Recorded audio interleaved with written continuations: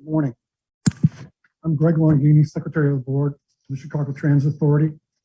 On February 2nd, 2022, this office issued a notice of change format for all committee and board meetings of February 9th, 2022.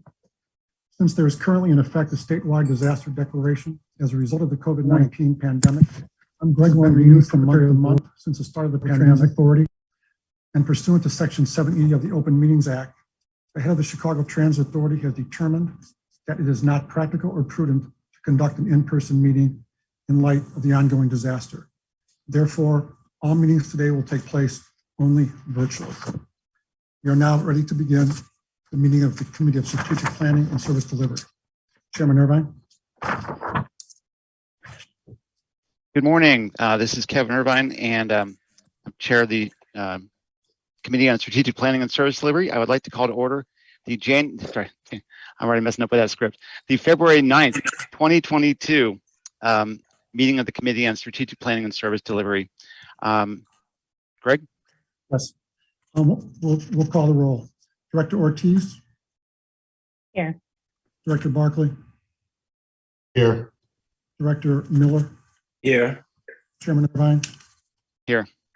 We have a quorum with all four members of the committee present. Let the record show that Director Jakes and Director Silva will be attending the meeting, as will President Carter and Deputy General Counsel Brad Jansen.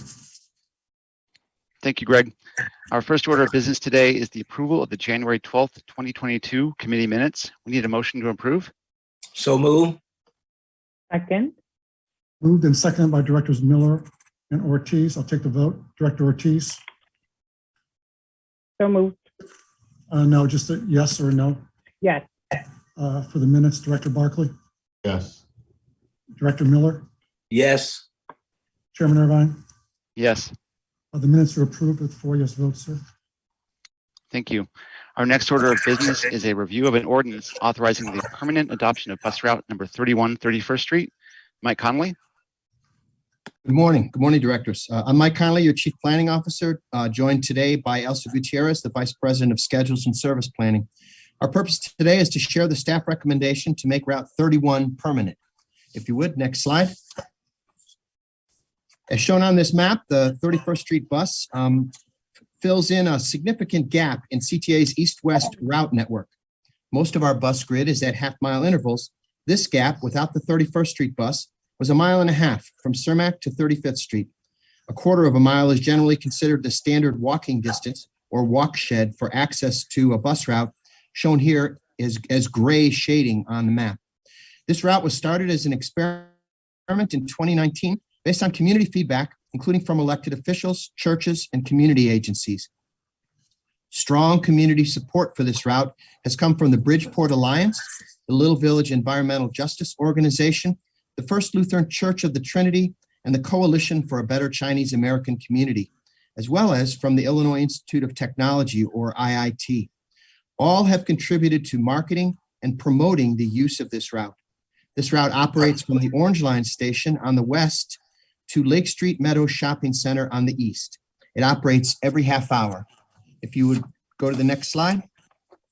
The pandemic has made evaluation of routes difficult, but strong ridership performance in the summer of 2021 shows an emerging cohort of riders who are not associated with IIT. In addition, a ridership increase in the fall of 2021 reflects the return to in-person instruction at IIT. This route is a minority and low-income route with many essential workers riding every day. This route fills a major gap in service for the South Side. The annual operating cost of this route is $573,000. Although the experiment did not meet the ridership goal we had set, equity considerations would ordain retaining this route as a permanent part of our system. Staff are therefore recommending making the 31st Street bus permanent.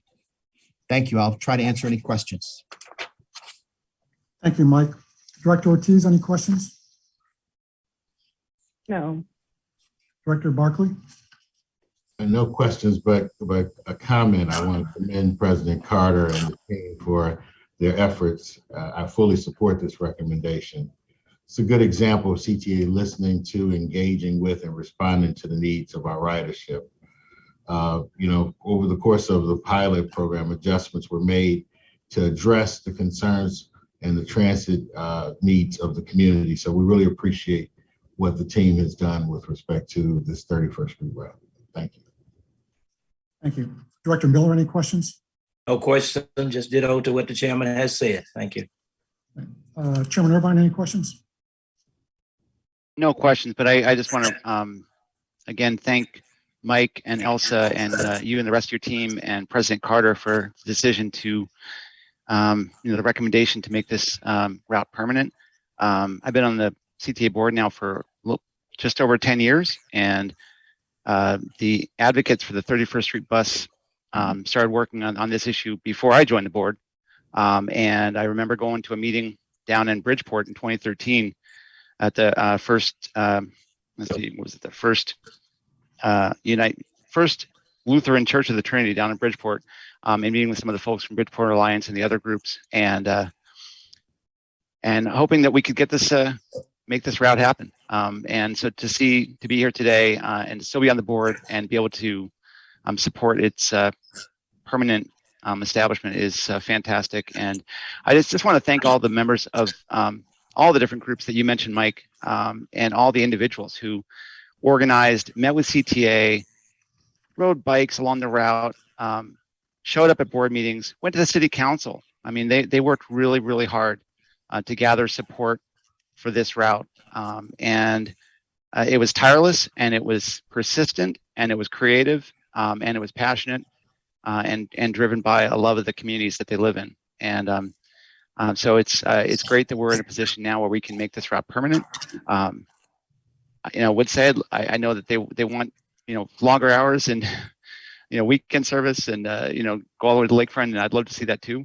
But this is a great win for today, and I'm excited to know that this route will be staying in that community for years to come. And I think everyone feels a real sense of pride with this route when they see it, knowing that this was something that wasn't just handed to them, but they fought for it. So I appreciate all the advocacy of everyone who cares about transit and knows the benefit it brings to your community. And so this just I know I'm winding down my service on the board, and I'm so happy to be able to support this route becoming permanent before I finish my service. So thanks again, and I'm looking forward to voting yes. Thank you, Chairman. Director Jakes, would you have any questions or comments? No comments. Ditto to all that's been said. Thank you. Director Silver. No comments. Okay. We have no further questions on this matter, Chairman. Thank you. May I now leave to place this item on the omnibus for approval? So move. Second. Moved and seconded by Directors Miller and Ortiz, Chairman. Thank you. Our next order of business is the review of an ordinance authorizing the permanent adoption of realigned bus routes number 52 Kedzie and number 94 California. Morning. I'm Mike Connolly, your Chief Planning Officer. Joining me again today is Elsa Gutierrez, Vice President of Schedules and Service Planning. I'd like to brief you a little bit on the ridership results for the experimental operation of the restructuring of the bus routes 52 Kedzie and 94 California. Staff recommendation is to make this route restructuring permanent. If you would go to the next slide. This pair of maps outlines the original previous routing on the left and the experimental routing on the right. Since June of 2020, CTA has been operating an experiment which restructured these two routes. This simplified routing and aligned it with the city's street grid system. The goal of this change was to simplify the bus network in the central part of the city on the west side. This change puts the California bus on California for its full length and the Kedzie bus on Kedzie. If you would, go to the next slide. The customer response to this change has been very positive. We have seen better than average ridership recovery on these two routes during the pandemic. These are both low income and minority routes with many essential workers using these. The improved route structure is more discernible for riders and easier to understand. This service change is cost neutral. Staff are recommending to make this change permanent. With that, I'll thank you and take any questions that you may have. Thank you. Director Ortiz. No questions. It is an excellent recommendation. Director Buckley. No questions, just commending the team on once again identifying, a potential opportunity for our riders and making adjustments to improve service for our riders. Thank you. Director Miller, No questions. Chairman Irvine, No questions. Director Jakes, any questions? No questions. Director Silva, any questions? No questions. Chairman, there are no further questions on this matter. Thank you, Greg. May I now have leave to place this item on the omnibus for approval? So move. Second, Moved and seconded by Directors Miller and Ortiz. We may move to the next item, Chairman Irvine. Thank you. Our final order of business today is the review of an ordinance authorizing the permanent adoption of the extension of bus route number 157, Streeterville-Taylor. Mike Connolly? Yes, good morning. Again, Mike Connolly, your Chief Planning Officer. Elsa Gutierrez, Vice President of Schedules and Service Planning, is also in the meeting. We're going to brief you a little bit on the ridership results for the experimental operation of the number 157 Streeterville-Taylor bus route extension. Staff are recommending that this route extension become permanent. Since June of 2020, CTA has been operating an extension of Route 157 in North Lawndale as an experiment. This route extension was requested by the North Lawndale Community Coordinating Committee and supported powerfully and strongly by their aldermen. Previously, the bus service to this area had been curtailed during a set of budget-driven service cuts due to low ridership in the past. The goal was to reintroduce service into an area with a growing need for transit service and a growing need for city investment. This route extension connected to 2 rail stations and provides for bus transfers to 4 additional bus routes in the area of North Lawndale. This is a focus neighborhood for the City of Chicago Invest Southwest initiative, and the section of Ogden that the bus route operates on is one of the focus corridors for that effort, amplifying the benefit. If you don't mind going to the next slide. This extension provides a positive benefit for the North Lawndale community, a neighborhood with a history of underinvestment. This route provides mobility for residents to jobs, to shopping, and to medical services. Ridership has shown a positive trend throughout the fall months of 2021. This extension serves both low-income and minority populations in the extension area. The performance during the pandemic emphasizes the route extension's importance for those who need transportation. The projected annual cost is $550,000. Although this experiment did not achieve the target ridership level, this recommendation reflects the value of equity in service planning decisions, ranking that more highly than achieving high farebox recovery ratios. Staff is recommending making the Route 157 extension a permanent part of the CTA system. Thank you. I'll be glad to take any questions. Thank you. Director Ortiz, any questions? not at this time. I believe it's going to make a big difference in the communities that it will serve. Thank you. Director Barkley. Great job of creatively utilizing an existing route to address growing needs in a community that's underserved. We talked about this at the briefing, just extending the route to make this work for the community is very creative, and I'm very pleased to see the CTA moving in that direction, and hope we can look at other routes in the future to do the same thing, to just extend those to areas that are not fully served. Thank you. Director Miller. No question. Chairman Irvine.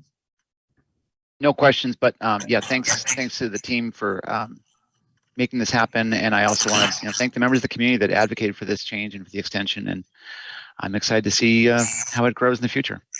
Thank you. Director Jakes. No questions. Director Silva. No questions. There are no further questions on this matter, Chairman Irvine. Thank you. May I now have leave to place this item in the omnibus for approval? So move.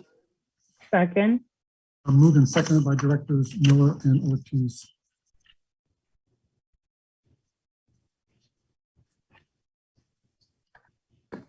Okay, before we proceed to vote, President Carter would like to say a few words. President Carter. Thank you, Director Irvine. I want to say, make a couple of points about the route recommendations that we provided to the board today. First of all, I want to thank the board for their support of our recommendations and for, even more importantly, their support of what we're trying to do with a number of these recommendations, which is really address, challenges that we have certainly identified in certain communities that we recognize need to have service, improved in order to meet the mobility needs of those communities. And when we started these pilots, we had targets that we'd established for ridership that we felt were sort of critical to justifying the pilot on a permanent basis. What the planning department presented to you today were recommendations to make permanent routes that never really quite made the targets, but certainly showed the type of progress that we wanted to see that indicated a demand and a need for the services that we're providing. And I think it's important as we continue to identify other opportunities to do this, as was mentioned by the chairman, and as I've heard from many of the board members individually, that CTA is very committed to pursuing where we can the improvement of our services to better serve the communities that we operate in. And we especially recognize the importance of these services to those who are transit dependent.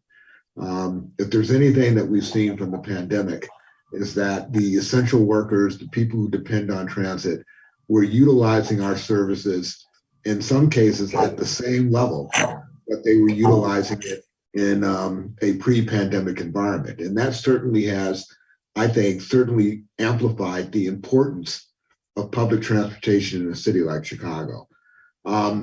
I am committed, as I have been throughout my tenure as president of CTA, to pursuing these opportunities to improve our service where we can to address that.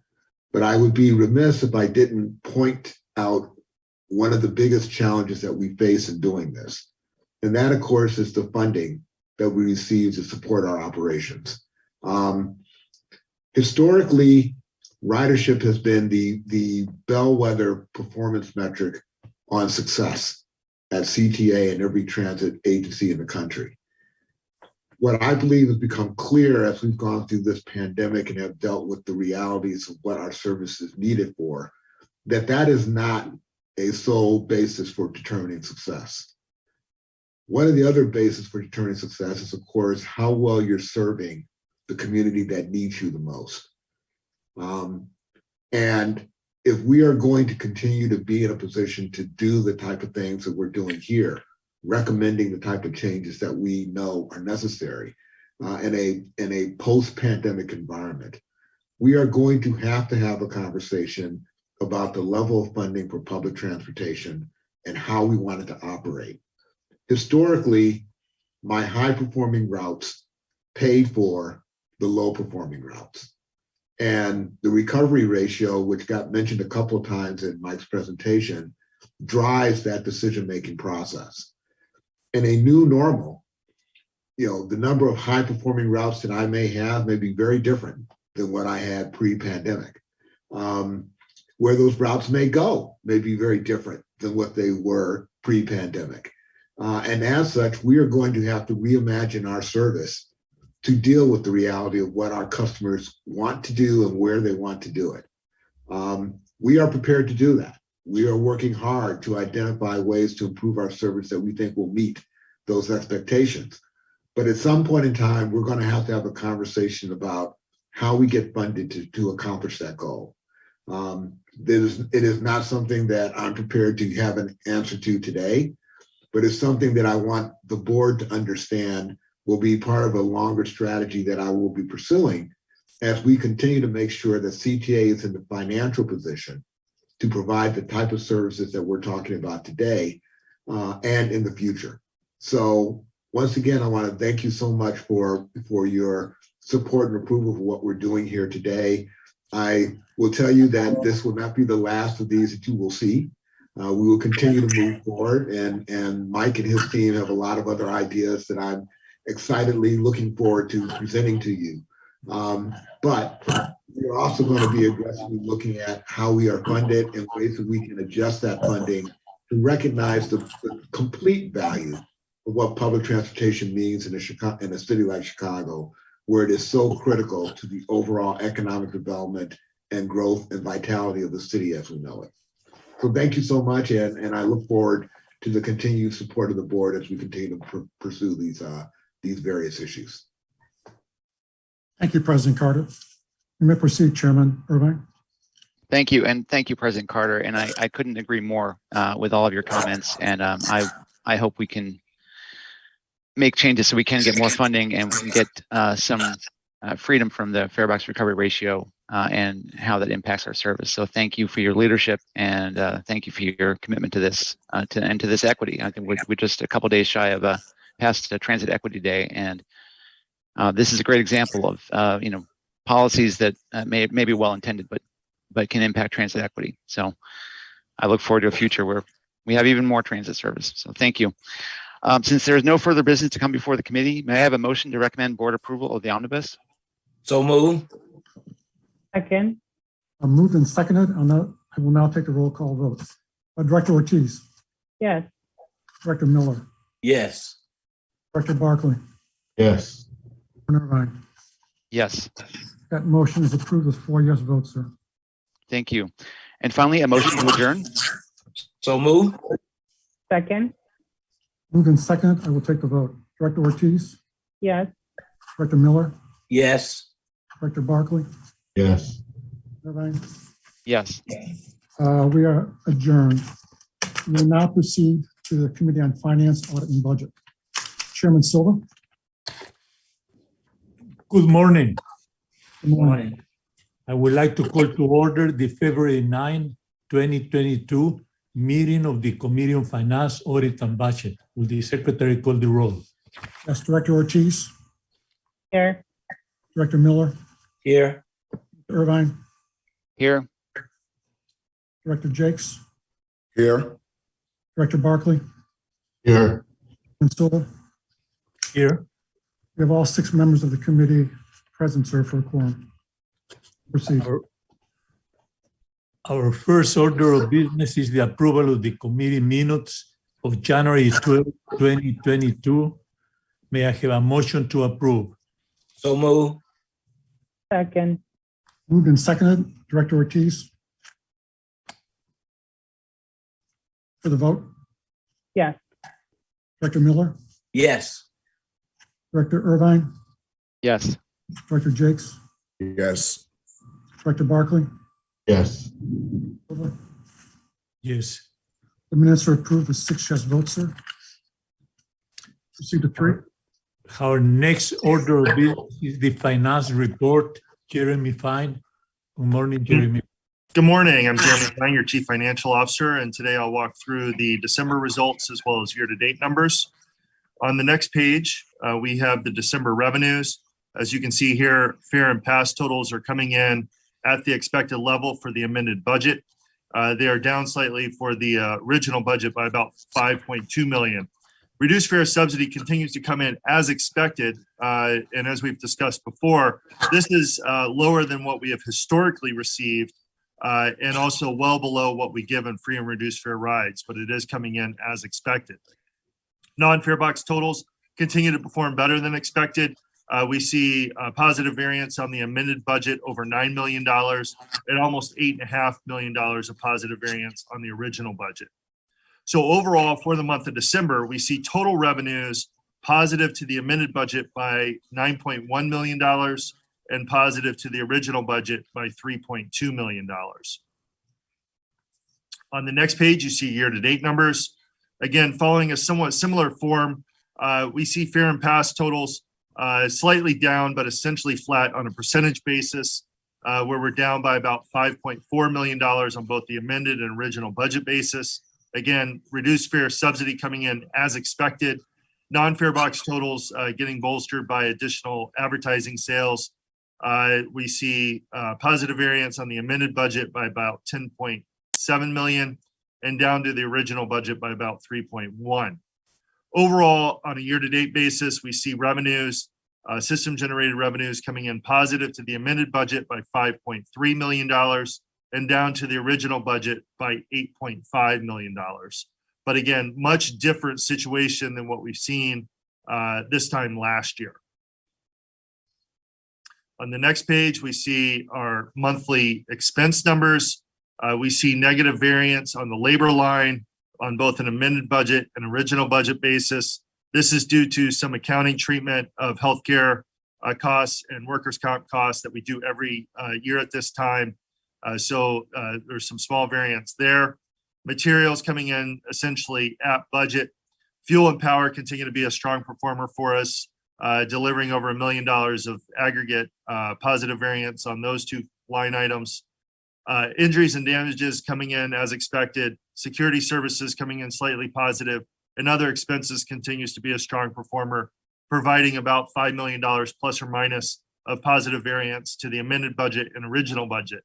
That leaves us for the month positive on our expenses by about $3.5 million on the amended budget, and by about 2.7 on the original budget. On the next page, you see year-to-date numbers.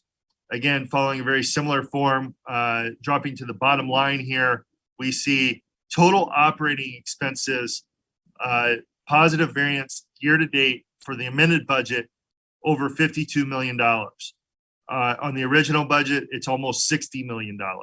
So again, very good cost controls in place as we've continued to move throughout the year, has left us in a position where we've seen quite a bit of positive variance on our expenses. And then that netted against our revenues continues to see very strong performance throughout the year. Next page, please. Public funding. We see public funding coming in positive on the monthly accruals here. We see sales tax coming in positive to the amended budget by about $11.3 million. This is for the October receipts. That is sales tax lags 3 months, kind of just in general form. So we're talking about October receipts here for sales tax. And that means that the variance to the original budget is about 12.7. PTF has only been received for January of 22, so there's no amended budget for that year yet. So you don't see any number here for the amended budget, but against the original budget of 22, we see a positive variance of 1.6. Real estate transfer tax continues to see some positive accruals, and you see PTF on red and ICE funding continuing to come in positive. So for the month, we're positive by about $12.5 million to the original budget and about 15.5 to the original budget. So again, good trajectory for the month of December. And again, those are differing collection dates, but this is the results for the December month. Year to date, again, we're talking about 2021 here. We see a total aggregate positive variance to date, again, with sales tax still coming in for November and December, of almost $200 million to the amended budget and almost $250 million to the original budget. So again, very good outperformance on public funding throughout the year. On the next page, you see the results year to date for 2022. And as we spoke about on the prior page, the only receipt that we have made or that we have received so far for 2022 is the January collections for PTF. And those came in $1.6 million favorable to the budget. So we'll be obviously updating this as we continue to accrue the various line items here for 2022. With regard to our federal relief funding, we've seen, again, a draw similar to what we've seen in prior months of CARES in the neighborhood of about $1.1 million. That leaves us a little over $30 million remaining of that initial federal relief funding pot that we received. We do expect to draw that remaining balance down over the coming months, but we do have the additional funding streams from CRISA of $361 million and the ARP funding that was officially granted to us yesterday morning of $912 million. So those funds are projected to last us through mid 2024 as per our 22 budget. What is not shown on here is the ARP discretionary funding that we continue to pursue. And as a reminder, we're the only entity regionally that was able to pursue that additional ARP discretionary funding strip. And we should learn of the results of that application in March. So again, we'll continue to update the board as to any potential additional allocations from that funding pool. But as of now, we have been officially granted all of the funding, including the ARP formula funding as shown here. With regard to the three commodities that we purchase, fuel, power, and natural gas, we have continued to evaluate the fuel market with regard to additional purchases there. Things are very turbulent in the fuel oil market right now, but we continue to look for selective opportunities to continue to purchase fuel, particularly for 2023, as we move forward to start the process for the 23 budget later in the year. Power and natural gas, we're locked into where we need to be for the foreseeable future, but we'll continue to look for selective opportunities to buy those commodities as well. That concludes my formal presentation. I'm glad to answer any questions. Are you counting for the additional allocation, for the budget?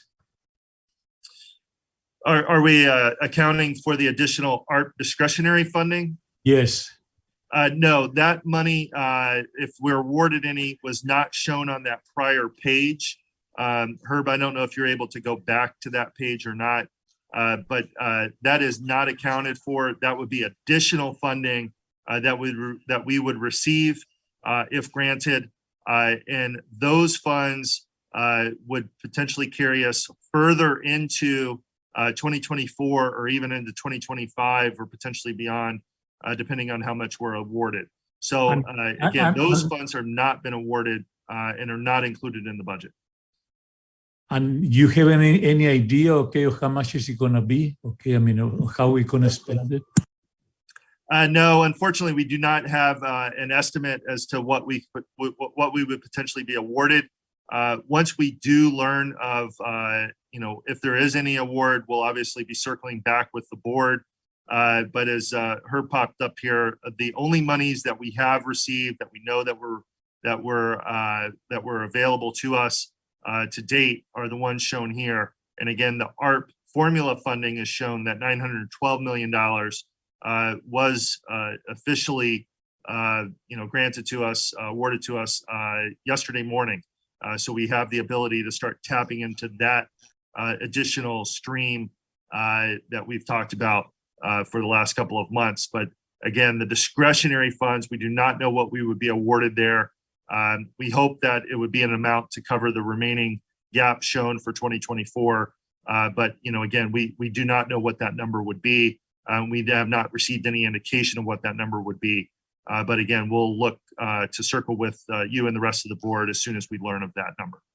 Are you competing with some other agencies, for that money?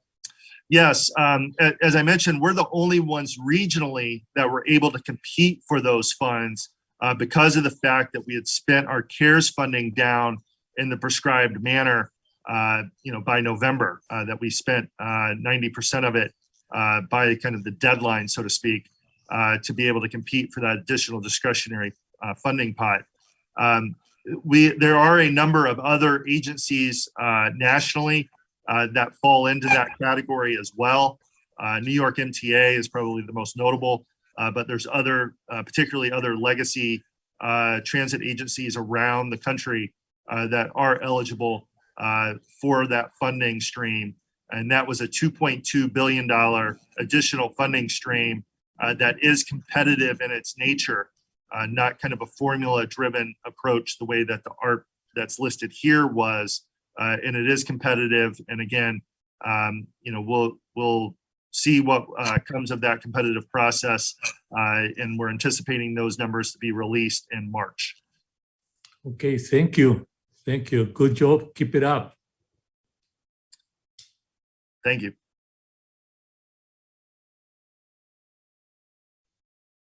Are there any other questions for anybody else's? Oh, I'm sorry. Greg, I believe you're on mute. Greg, yeah, you're muted, Greg. Greg, unmute yourself. Director Barkley, any questions? No, just congratulations to the team, especially on the $912 million fund. Just look forward to finding out what the discretionary funding will be in the near future. Director Ortiz, No questions. Director Miller, No questions. Director Irvine, No questions. Director Jakes. No questions. All right, Chairman Silva, there's no further questions, so we may proceed to contract number B1.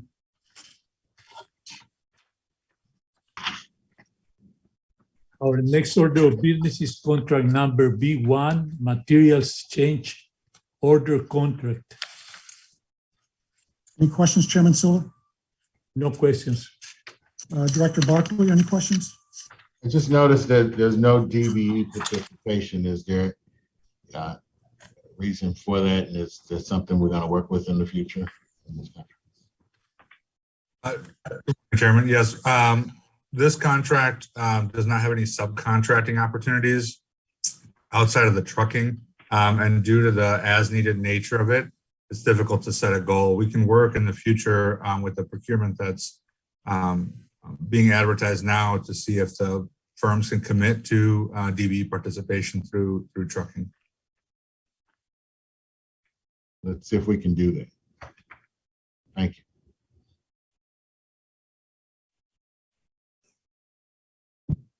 Director Ortiz, any questions?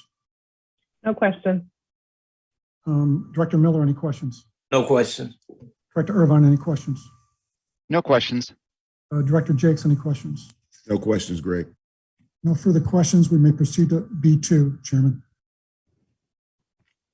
Our next order of business is contract number B2, a sheet steel contract change order.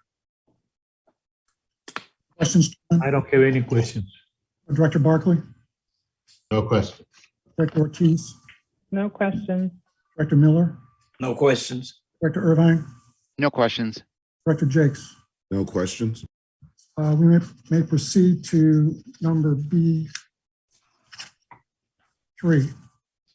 Chairman, Our next order of business is contract number B3, a fire contract change order. any No questions? questions. No question. No questions. Director Barkley, any questions? No question. Director Ortiz, No questions. Director Miller, No questions. Director Irvine, No questions. Director Jakes. No questions. We may proceed to contract number B4, sir. Our next order of business is contract number B4, a track maintenance contract change order. No questions. Director Barkley, No questions. Director Ortiz, No questions. Director Miller, No questions. Director Irvine, No questions. Director Jakes. No questions. All right, there's no further questions, sir. Our next order of business is contract number B5, a construction contract change order. No questions. Director Barkley, No questions. Director Ortiz, No questions. Director Miller, No questions. Director Irvine, No questions. Director Jakes. No questions. There's no further questions on that matter, Chairman Silva. Okay, our next order of business is contract number F1, an RFP for consulting services contract. I don't have questions. All right, Director Barkley, No questions. Director Ortiz, No questions. Director Miller, No question. Director Irvine, No questions. Director Jakes. No questions. No further questions, Chairman. We may proceed to F2. Our next order of business is contract number F2, a proposal request for a capacity building contract. Chairman Silva. Is this going to be built? Can you talk a little bit more, okay, in contract F2, please? Yes, sir. This contract is for a team to administer our Building Small Businesses program, which is focused on helping small businesses build their financial capacity and technical capacity. So they'll have access to a team that will help them look at where they are financially and technically and give them the resources to grow to compete for CTA projects and also for larger scopes of work. And how many new businesses are we creating or are we helping them? Can you explain a little bit more about it? Yeah, so we have metrics built into the contract. The contractor is committed to engaging with 50 firms per quarter, again, to assess them and see what resources they need so that they can compete for CTA work. Good, and you fully support this idea, okay, and it's really gonna work well, right? Yes, this program started under RPM. We recognized that there was a need to assist firms given the size of the project. And we've been able to help 20 firms secure over $5.5 million in capital. And over 27 firms received training, whether it was technical or back office training through the program already. So now that RPM is ending its procurement plan, we're taking over the program and expanding it to all of our contracting opportunities. Okay, thank you, Juan.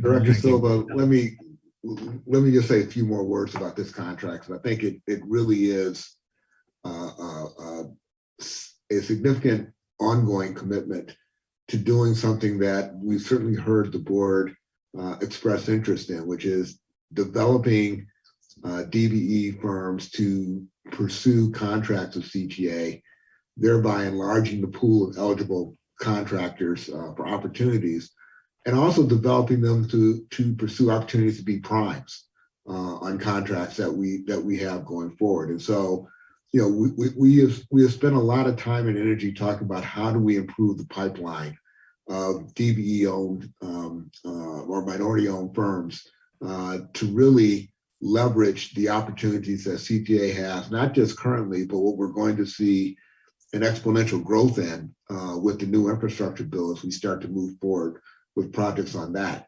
This is a foundational piece of our efforts to do that.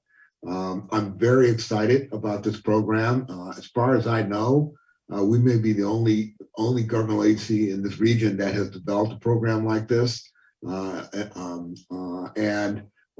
As Juan Pablo pointed out, it started off as part of a commitment by our contractor in the RPM project, Walsh Floor, who submitted this concept to us as part of their commitment to meet their DBE goals in their contract, and which we've been very involved in and have seen a lot of success in the work that they've been able to do with DBE firms for that project. And we liked it so much that we basically adopted it and have now expanded it so that we can use it in all of our projects going forward. So I think you're going to see a tremendous growth in DBEs who can bid on our contracts going forward. And even more importantly, hopefully a way to bring in new DBEs into our work by preparing them and putting them in a position to basically bid on and successfully manage a contract with a governmental agency and basically prevent the one downside that we always are worried about with the work that we do with DBEs, their ability to stay financially solvent through the entire project. So this should strengthen a lot of the core principles that we have been focused on in terms of both expanding and improving the resiliency of our DBE firms.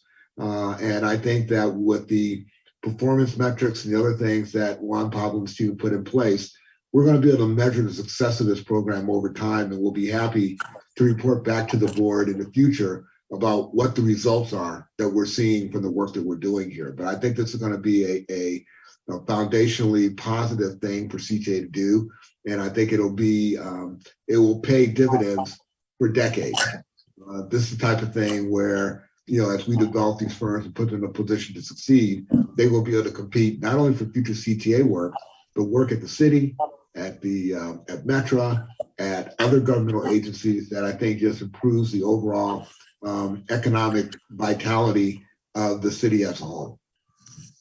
I agree with you. Okay, I think it's a great idea. Okay, and we're going to be successful. Okay, implementing it. I think. Okay, one of the tough things in here. Okay, is going to be how do you get the money, okay, to be invested, okay, in that, and who is going to be responsible for that. And it's great, okay, congratulations, okay, it really is a very, very good idea. The other thing that I hope that we're able to do with this program is go out and get additional federal funding to support it. So we're obviously making, our own investment into this program initially, but particularly with this new infrastructure bill, there are a lot of opportunities to get support for these kind of programs. And so hopefully we'll be able to expand it even more than we're talking about now going forward with additional federal funding that we may get to allow us to do even more with this. So yeah, so stay tuned. I think you're going to be hearing a lot of good things about what we're doing here. Yes. Thank you. Director Barkley, any questions? Just one comment. I'm delighted to support this program. I think that this is exactly what I've been looking for, to encourage, like President Carter said, to expand the pipeline of potential contractors. So I think this is great. I just want to basically make sure that we get the word out and that there's a strong plan program to get the word out, because I think the more people know about it, more people will take advantage of it, and that'll strengthen our pipeline. Yes, Mr. Chairman, we're planning on doing one orientation session per quarter to let the small business community know about the program and the resources and benefits they can get from it. Thank you. And just to be clear, we'll also be doing marketing of the program in general. I agree with you. Bad news.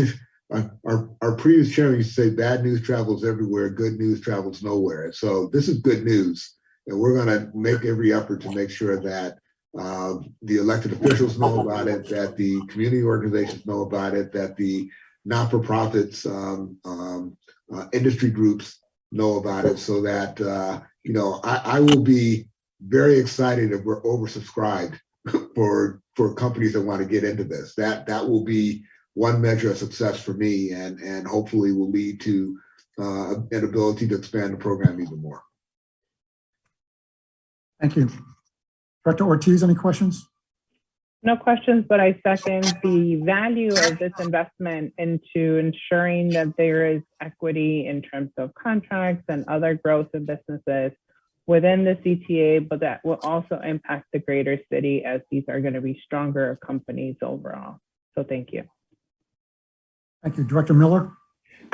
No question, just comments, and thank you. Thank again, President Carter and the team, and Juan Pablo. Another example of being a trailblazer, and I do agree it's going to be a move. But as asked by Director Jason yesterday, we certainly want to look at the measurement of the percentage, how it's moving when we talk about minority, making certain that it is covering broadly every sector of people. So we can get the statistic on that as we continue to move, so that we can monitor. Thank you. Director Irvine? No questions. And again, yeah, kudos to Juan Pablo and President Carter and everyone else who worked on this. It's terrific. Thank you. Director Jakes? No questions, Greg. Thank you. Thank you. Chairman, there are no further questions on this matter. We may proceed to item F3. Our next order of business, contract number F3, a consulting services contract. Questions, Chairman? Yeah, I don't have a question. Correct. Director Barkley, No question. Director Ortiz, No questions. Director Miller, No question. Director Irvine, No questions. Director Jakes. No questions. And we may proceed to contract number J1, Chairman. Our final order of business is contract number J1, a subscription services contract. I don't have a questions. Director Barkley, No questions. Director Ortiz, No questions. Director Miller, No question. Director Irvine, No questions. Director Jakes. No questions. There's no further questions, Chairman, so we may proceed to 4A. Since there are no further questions on the contracts, may I have leave to place the 9 contracts on the omnibus? So move. Second. Moved and seconded, we may proceed to number 4B. Since there is no further business to come before the committee, may I have a motion to approve the omnibus and recommend the omnibus for board approval? So move. Second. Moved and seconded, take a roll call vote on the omnibus. Director Ortiz, Yes. Director Miller, Yes. Director Irvine, Yes. Director Jakes, Yes. Director Barkley, Yes. Chairman Silva. Yes. That motion is approved with 6 yes votes, sir. We proceed to 5. And finally, may I have a motion to adjourn? So move. Second. Moved and seconded, the vote. Director Ortiz, Second.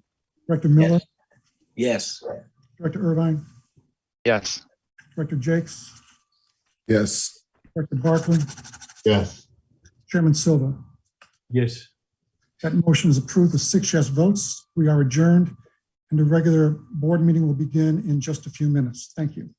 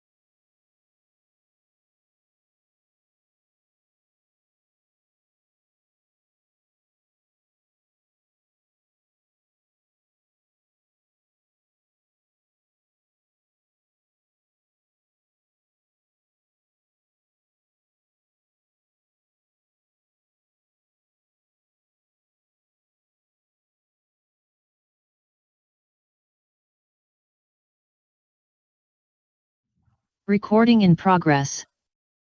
Good morning.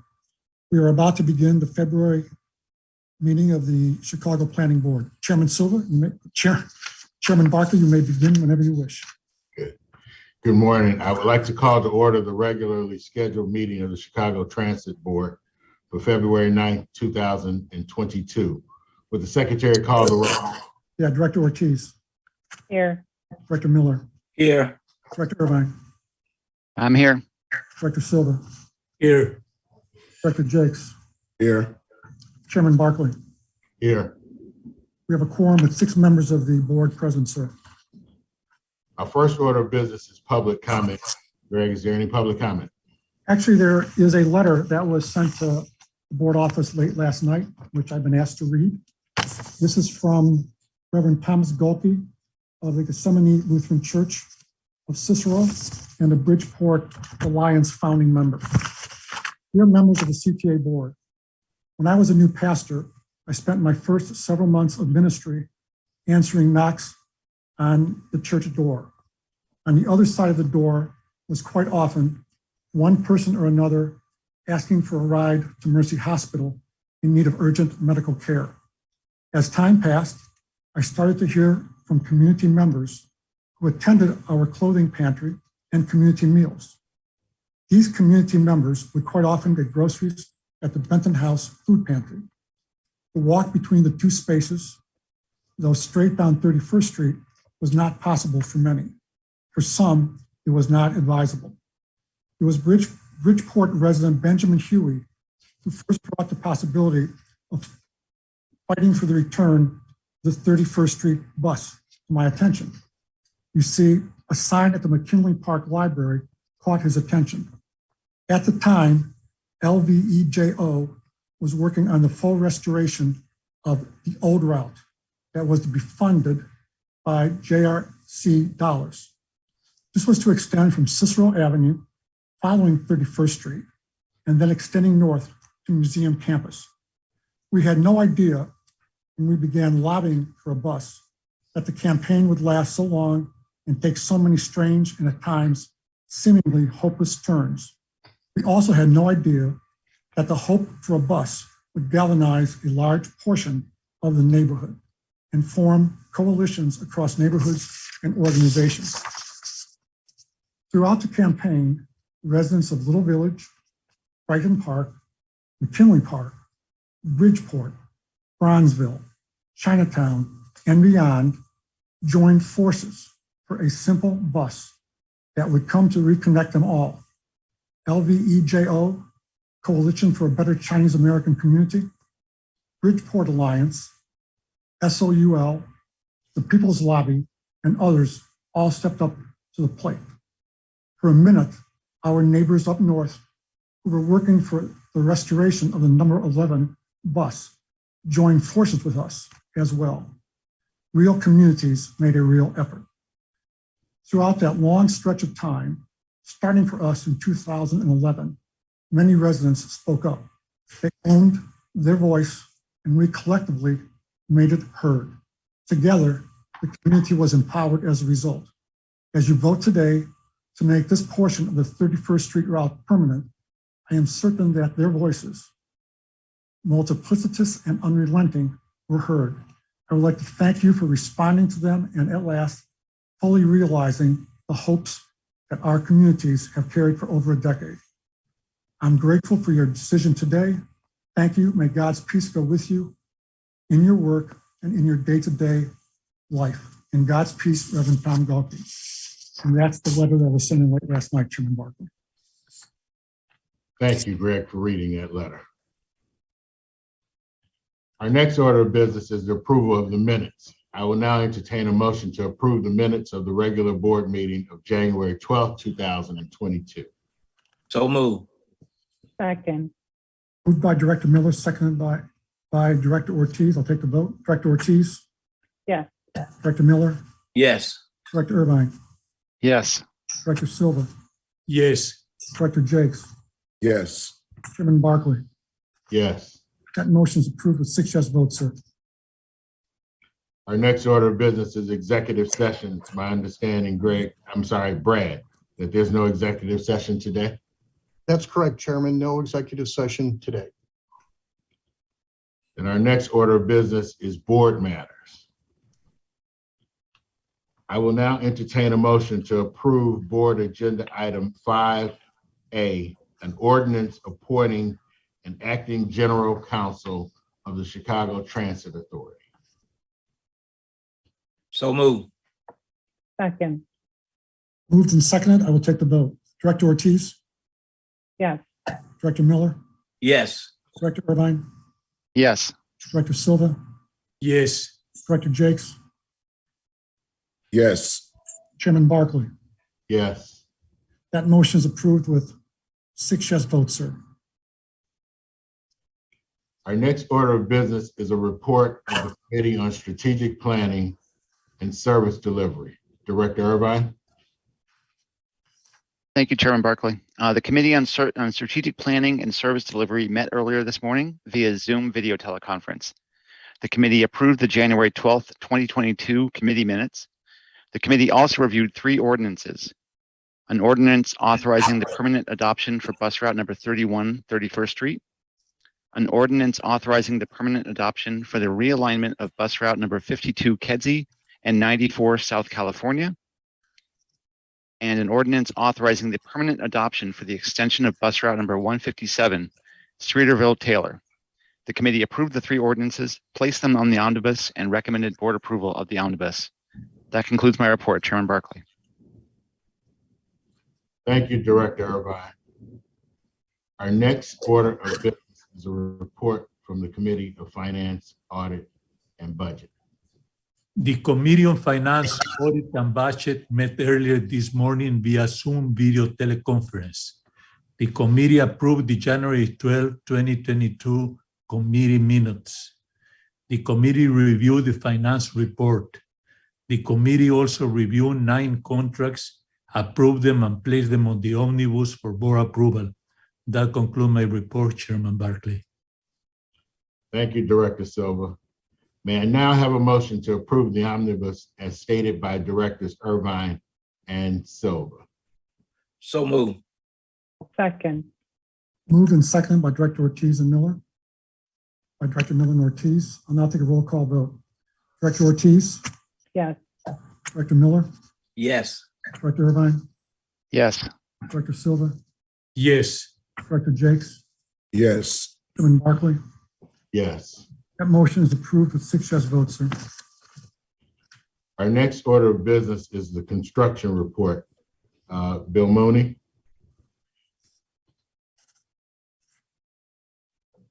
Good morning, directors. Bill Mooney, your Chief Infrastructure Officer, with your monthly construction update.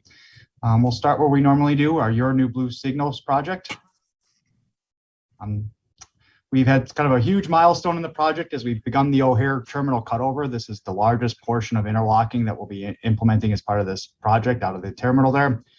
It's been a huge kind of effort to get to this point in time.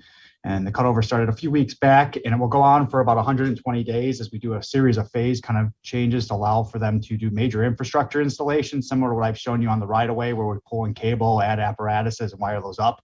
And ultimately commission this new kind of next generational signal system. We can move kind of to the photos. Over the last couple of months, I've shown you kind of the temporary signal system we put in place here to run operations while we dismantle kind of all the existing infrastructure around it. So what happens here is actually in the background of the picture on the right, you can see that temporary signal system there. There's a series of kind of test panels that simulated operational situations in preparation for the cutover.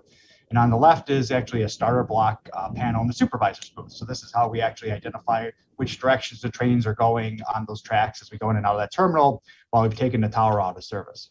Next slide, please. And then here's the other side of that kind of operation, which is Old Mannheim. This is a crossover we commissioned about 6 months ago on just outside O'Hare Terminal, outside the subway there. And this is actually how we sort the trains going in and out of the terminal from the other side. And this is what the Towerman operation looks like from there. So again, over the next couple months, I'll show you a series of kind of improvements that we're making down there and some of that heavy infrastructure work. But this is a pretty exciting milestone. The project remains, tight to schedule and on budget. And I really, grateful to my team for all the effort to kind of drag it and pull it forward to this point. We've got a good bit of work ahead of us still, but this was a big win. So next slide, please. So my next projects are Jackson Park Track and Structure Improvement Project. So we've predominantly finished all the track work between 59th and 61st. We're working in the interlocking at 61st Street, which is kind of this complicated series of switches that allow us to make movements from lower yard, which is where we bring out work equipment from, and material storage, as well as kind of movements on the Jackson Park branch there. We've also started really advancing the structural program over 63rd Street, which has kind of been a very significant amount of work, and is the way the nature of these girders and cross girders are designed. So we've got some photos kind of around that work. So this is some of the steel we're replacing. This steel dates back typically 60 or 70 years. You can see the deterioration on these built up members here. So on the photo on the left is kind of a close up, as well as kind of the background is the larger piece of that member. And then you can see the new piece of steel that's going up in its place, and you get a sense of kind of what the difference and what the improvement we're making in the safety and longevity of that structure. Next slide, please. And here's some of that work going in. As I've kind of mentioned before, this is really kind of a complicated piece of work. This is what we consider a built up member, where it's actually a series of pieces of steel bolted together. And it's all over 63rd Street. So unlike a lot of places where we have access on property that we own, we'll spend a few days prepping it before we go in and take the track out of service to renew that steel. All this has to happen under one line cut now because we can't shut down the street. So we get a temporary closure for a weekend while we do the track outage to be able to take apart all the old steel, put back in new steel, and return the tracks to service, 36 hours later. So it's a pretty significant piece of work. We have to shore the entirety of the structure while we're taking it apart here. You can see some of those beams holding up the structure on the side. They're yellow there. And it's a really advanced kind of piece of work. It's actually something we're trying to target to get through winter because of the downturn of activity in the area allows us to get better access. Next slide. So this is our Dan Ryan inverter project. I'm happy to say that we are complete with all the installations here, and we're just finishing up the commissioning. So this will be the last month I discussed the project. We can move on to some of the slides. This is a really kind of unique project because it's a technical installation where we're installing really an electrical system that supports our signal system, and it's really just the components of the electrical system. There's really no house work that goes with it other than the wiring. So we've had these inverters now installed. I've showed you the last one at 23rd last month, and they're all in the commissioning phases where we work between regulating the power supplies between the AC ComEd feeds we take to supply the signal system and the DC feeds we take from our robust third rail network. And then we have to work on the balance and the wavelengths and make sure that as they transfer back and forth, that the signal system sees that as a seamless transfer and it doesn't disrupt that operation. So here's some of that testing and commissioning and the equipment going on with that. And here's kind of the cutover of the feeds for those rooms as they kind of transfer over that AC power permanently to that system. And with that, I'll pause for Juan Pablo to give you an update on the DBE participation with this project. Thanks, Bill. We set a DBE goal of 10%, and the contractor committed to 10.3%. Given the payments on the project, we are confident that they will meet that commitment. Thank you, JP. Head back to the presentation. We're moving forward to our Irving Park Station escalator and canopy replacement project. It's advancing on budget on schedule. We've moved predominantly into the escalator installation to Irving Park as we've closed the main entrance there on the south side of Irving Park to plan for that. So if we can move to some of the photos. Here is a temporary CA boost. So while we've closed the Irving Park entrance, we've moved most of the operation of the station and primary access points to the Pulaski side.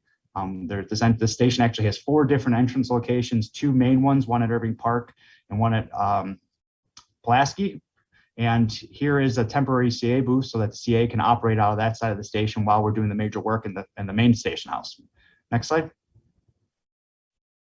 And here they are fencing off the escalator and access to that main station house in preparation of the demolition of the escalator.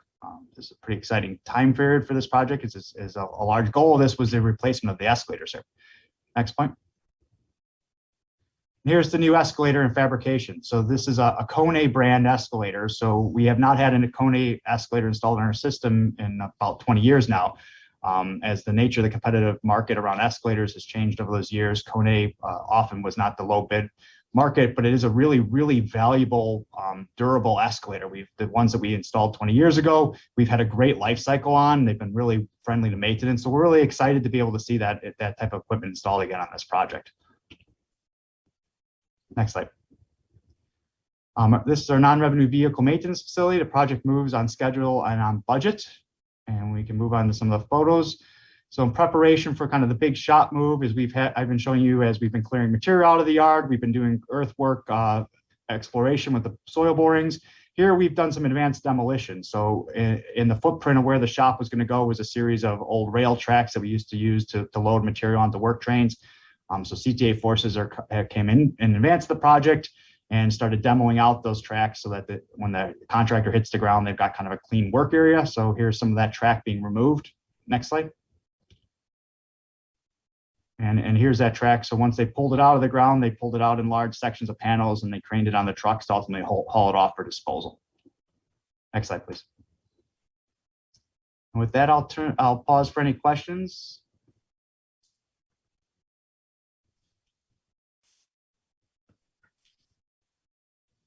And I'll turn it over to Chris. Thank you. All right. Thank you, Bill. Thank you, JP. Chris Puchel, your RPM chief. The RPM phase 1 design build contract continues tight to schedule, but on budget. If we go to the next slide, please. And the next slide. So the main focus of our work has been predominantly in the area of both the red-purple bypass as well as Lawrence to Bryn Mawr modernization.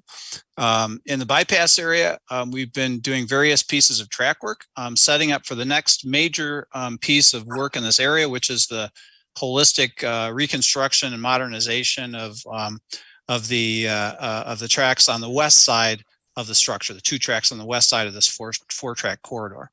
I'm going to explain a little bit about that. You've seen some pictures of this track work. I wanted to give a little bit more of a holistic explanation of how we're creating a work area for that larger modernization work. So you'll see that in some of the slides to come. And then in the Lawrence to Bryn Mawr segment, we continue to do various pieces of heavy civil construction and demolition, as well as construction of the segmented box girder bridge. So that's an exciting piece of work as well. Next slide.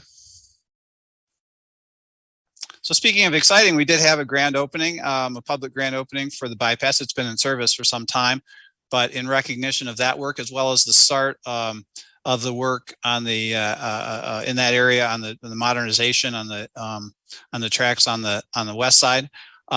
We had a great press event with various public officials, federal and local, as well as President Carter and, of course, the mayor. So you see some nice photographs here of that event. We had that on January 24th. Next. So focusing a little bit on the side of this slide that has to do with the Belmont Southport, portion of this diagram, you can see here that we've put the bypass in place and in service, and you can see the bypass is colored brown for the brown line trains that are going on it. The other 4 routes rather are color coded as well for how we're currently running. On the Lawrence to Bryn Mawr segment, you can see we're running on 2 tracks in this area while we construct the tracks on the reconstruct and modernize the tracks on the east side. That's the segmented box girder we'll talk about in a moment. And then you'll see 2 areas that are shaded yellow. And those areas are, when I talk about track work, most of that we technically would call cut and throws. But it is just really a piece of track work that enables us to shift trains from one track to the other on the elevated structure, actually on any structure, in the absence of a switch. It really is, instead of putting a piece of special work there and interlocking, we can really just literally move the tracks over, and it will create a work zone for the contractor to pursue a larger scope of construction. If we go to the next slide, we can sort of see how that routing is manifested. So as you see here, we have in those 2 areas, we've installed, kind of transfer tracks or cut and throws to move that service, in this case, over to the east, so that we can start construction on the western 2 tracks. So we now have, as you can see from the overall diagram, a 2-track service that runs from just south of Thorndale to just north of Belmont. And again, this really sets us up on the area around Belmont with the ability to do with the ability to do a large scale scope of work. It creates, if you will, a larger work envelope for us when we do these pieces of work. So that's kind of what the press conference was celebrating, the start of that larger scope of modernization in the finishing of the bypass, as well as the starting of the larger piece of work to reconstruct those two tracks in that area. Next slide. So here, this is sort of a detailed picture of what in this area that cut and throw work involves. In a closed deck, such as we have in the area of Belmont, and we'll have north of here in the future, we really just have to reconfigure that closed deck. In this case, it has some curbs and other things that need to be cut away so we can lay the track across it and connect it to the existing track with a new one that sort of shifts all the trains over a little bit to create that work window that you saw in the diagram earlier. Next slide. And in preparation for that new structure, we're putting in various types of foundations. In this particular case, we're doing micropiles. Generally in this area, we'll do caissons rather than micropiles. It's just the micropiles is a smaller machine, and in some places where we can't get the larger caisson drill rig, we'll use a micropile foundation, which is sort of a series of smaller holes that still go down all the way to bedrock. And then they get kind of unified at the top with a cap. But our general procedure is really caissons rather than micropiles. But there are some in this area because of constraints relative to access for the contractor. Next. And then up at Lawrence to Bryn Mawr, work continues on the new bridge there. This bridge is on the east side, the segmented box girder. This is really a column which will accept first the gantry on top of it, and then subsequently the structure as the gantry passes. We'll see some pictures of how that works in just a second as well. Next. So here you kind of see the whole gantries. There are actually two gantries here, and a transporter that moves some of the pieces between those two gantries along the new bridge deck. So the smaller one and the slightly taller one, that actually lifts the segments which come in on a truck. You've seen pictures or some diagrams of those segments in the past, and we'll see some pictures of them in just a second. But those come in on a truck. They are then loaded into the taller structure, and then they are set and picked up by the transporter, which is the little orange device down there. This all looks a little bit like Star Wars, but it's pretty sophisticated construction equipment. So the segment ultimately is picked up with the transporter, and then it's moved to the larger gantry, which is the long horizontal structure. And that structure puts those pieces in place. And while that construction is finalized, it supports them, and then it subsequently moves on. In this case, it'll move further to the south. So it's actively building. We've got 2 spans, and we're in the middle of putting our 3rd span in place. Next. Some more details. Here is one of the segments coming up from the street. You could imagine how it's trucked in there on a flatbed truck. Then it's connected to this loading gantry and then lifted up. Next slide. Handed off to the transporter. And then it's moved over to the launching gantry. And then we go to the next slide. We can sort of see the launching gantry at the end of one of the spans, putting those pieces into place. So that's the process that we're using for this segmented box girder. It avoids the use or minimizes the use of other types of cranes, which have all sorts of impacts to the community around them. It minimizes some of the assembly that's required when we do a steel structure. A bunch of benefits that you'll hear me talk about as we advance this bridge over time. Next slide. And then our outreach. Our outreach continues with various coordination meetings with the impacted wards. We also have started an open for business campaign, and we're doing some distributing some door hangers to various constituents, informing them of not only construction impacts but also associated business opportunities as people are being rerouted in a certain area, what businesses are still open, specials relative to those businesses for our customers and the community as a whole. We continue with virtual office hours, answering various constituent and community questions relative to the project. We did just have, as we kicked off some of the construction on the down in the bypass area, because we're impacting another community in a slightly different area. We had a virtual meeting explaining some of those impacts to that community, very well attended. These virtual meetings are, kind of some of the lemonade that's come out of the lemons of COVID. We get really good attendance, lots of good questions, and the ability to increase our database of people that we can reach out to in terms of getting email addresses or phone numbers for alerts and so forth. Open for business planning meeting with the 48th Ward. The ward up there is seeing a lot of COVID impacts. We're trying to work with them to minimize those impacts as well as to minimize the impacts associated with construction of our project. And then as you saw the pictures earlier, and then in here as well, this is President Carter with a couple of our DBE partners. We had the groundbreaking for that work in the area of the bypass. So with that, I'll turn it over to Juan Pablo. Thanks, Chris. Good morning, Mr. Chairman, Directors. Juan Pablo Prieto, Director of Diversity Programs.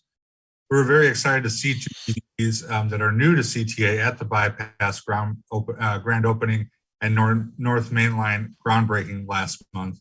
Both Aaron Wellness and Smelly Fresh are Building Small Businesses Program participants. They actually attended the inaugural session in September of 2019 and are now successful subcontractors in RPM.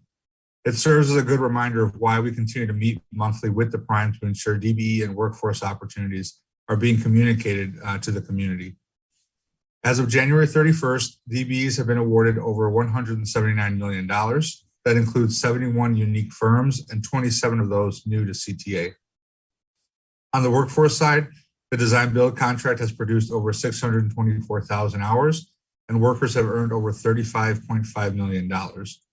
This represents 1,340 individuals that have performed trade union labor on the project. That concludes my portion of the report. We're happy to answer any questions. Thank you, JP. Chairman Barkley, do you have any questions for Bill or for Chris or for JP? No questions today. Director Jakes, do you have any questions? No questions, Greg. Director Silva? No questions. Director Irvine? The only question I have is, Chris, wasn't there a contest to name that, was it the gantry? And if so, does it have a name now? It doesn't yet, but that is in the works. You'll hopefully hear more about that in the future. All right, I'll hang back and I'll tamp down my excitement. So thank you. No more questions. Director Miller? No questions. Director Ortiz? No questions. There are no further questions on the construction report, Chairman Barkley. Thank you. Our next order of business is new business. Greg, any new business today? No, sir, there's not. Since there's no further business to come before the board, may I have a motion to adjourn the Chicago Transit Board meeting of February 9th, 2022. So moved. Second. Moved by Director Ortiz, moved by Director Miller, seconded by Director Ortiz. I'll take the vote. Director Ortiz? Yes. Director Miller? Yes. Director Irvine? Yes. Director Silva? Yes. Director Jakes? Yes. Chairman Barkley? Yes. That motion is approved. 6 yes votes. We are adjourned. All right, Todd.